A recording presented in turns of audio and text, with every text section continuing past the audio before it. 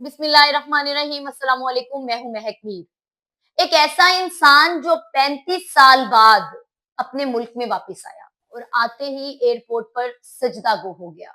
ये इंसान कोई और नहीं, एक ऐसा बाप है जो 35 साल पहले अपने बीवी बच्चों को छोड़कर पाकिस्तान में सऊदी अरेबिया गया था कमाने की गर्ज से।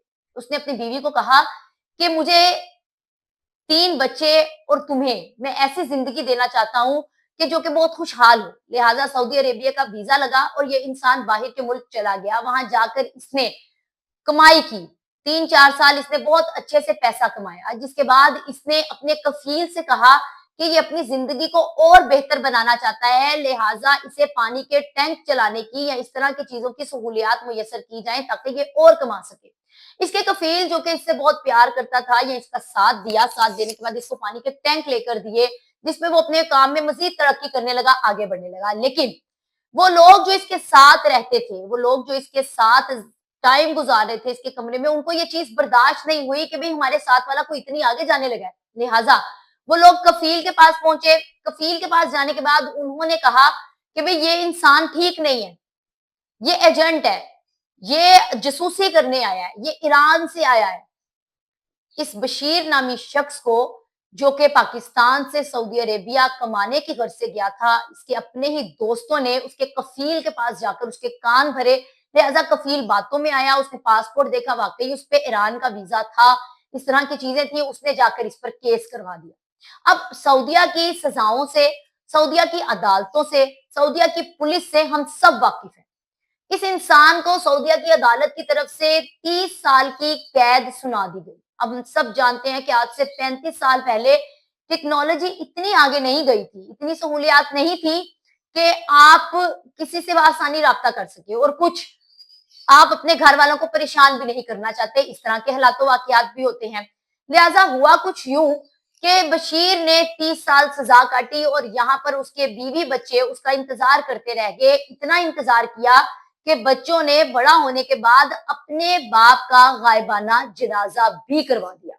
अपने बाप का गायबाना जनाजा करवाने के बाद ये लोग अपनी जिंदगी गुजारने लगे, क्योंकि इन लोगों को पता था कि अब इनका बाप नहीं आएगा। इतने साल गुजर गए, लेकिन 35 साल बाद ये इंसान अचानक पाकिस्तान के एयरपोर्ट पर आता है, सजदा गो हो जाता है। अपने घर की तलाश के लिए एक टैक्सी ढूंढता है। उस टैक्सी में बैठता है, ड्राइवर को अपनी आप बीती सुनाता है। उस ड्राइवर को कहता है कि मैं अपने घर के बारे में तो नहीं जानता, लेकिन मैं उस इलाके में ले चलता हूँ। अपने साथ सऊदिया में हुआ सब कुछ पूरे रास्ते में बताता है, सुनाता है। जिसके बाद जब ये अपने घर के करीब पहुंचता है, घर तलाश करता है, दरवाजा नॉक करता है, तो एक शख्स बाहर निकलता है। उस शख्स से पूछते हैं तो वो कहता है कि हमें तो यहाँ रहते 3 साल बीत गए, इन 3 सालों में हमें तो प्रॉपर्टी डीलर ने मकान लेकर दिया, हम नहीं जानते। लिहाजा वो टैक्सी ड्राइवर को कहता है कि तुम अब चले जाओ, पैसे वगैरह देता है। लेकिन टैक्सी ड्राइवर कहता है कि नहीं, मैं तुम्हें ऐसे छोड़कर नहीं जाऊंगा। तुम ऑलरेडी दूसरे मुल्क में बहुत सफर करके आए हो, तुमने बहुत तकलीफ बर्दाश्त की है। हम इसके लिए देखते हैं, आज का दिन मेरे साथ चलो, कल हम देखते हैं क्या करना है। अगले दिन ये लोग मुख्तलिफ जगहों पर जाते हैं, मसाजिद में ऐलान करवाते हैं, दुकानों पर, मार्केट में, हर जगह जो है इश्तिहारात लगवाते हैं, छपवाते हैं। जिसके बाद मस्जिद में नमाज के दौरान इनको एक शख्स मिलता है। वो शख्स इस बशीर के पास आता है और उसको बोलता है कि क्या तुम्हारे बड़े बेटे का नाम सरफराज है? तो बशीर की आंखों में आंसू आ जाता है और वो कहता है बिल्कुल। तो वो आदमी कहता है कि मैं उसका उस्ताद हूँ, तुम मेरे साथ चलो, मैं तुम्हें लेकर चलता हूँ, तुम्हारी फैमिली का मुझे पता है। लिहाजा और उसने फिर ये भी बताया कि तुम्हारा बेटा इस वक्त एक कामयाब इंसान है। जब उसको घर लेकर जाते हैं, अपने बेटे को देखता है और गले लगकर ऊंची ऊंची रोने लगता है। बेटा हैरान होता है कि ये आखिर कौन शख्स है जो मेरे गले लगकर रोने लगा, क्योंकि बच्चे तो बहुत छोटे थे। अब जब उसके उस्ताद मोहतरम या बशीर खुद बताता है कि भाई मैं तुम्हारा बाप हूँ, मैं तुम्हारा वालिद हूँ, तो ज़ारों कतार रोने की आवाजें, तकलीफ, दर्द और खुशी, तमाम चीजें एक साथ जज्बात निकल कर सामने आना शुरू हो जाते हैं। फिर वो माँ बताती है कि कैसे उसने घरों के काम कर कर बच्चों को पढ़ाया और नौकरी, उनको अल्लाह की तरफ से नौकरी मिल गई और वो अच्छी जिंदगी की जानिब बढ़ गए। और फिर दूसरी तरफ बशीर ने बताया कि उसके साथ क्या बीता और क्या हुआ। ये वो वाकया है जो कि शायद पाकिस्तान के कई घरों की स्टोरी हो सकती है। ये वो सच्चा वाकया है कि जो शायद के हमारे मुल्क के लोग जो कि पैसा कमाने की गर्ज से अपना मुल्क छोड़कर दूसरे ममालिक में जाते हैं, सिर्फ पैसे कमाने के लिए कि भाई हम लोग अपने बच्चों को अच्छी जिंदगी दे सके। तो दूसरे मुल्क में आपके अपने नहीं होते, वो गैर मुल्क है।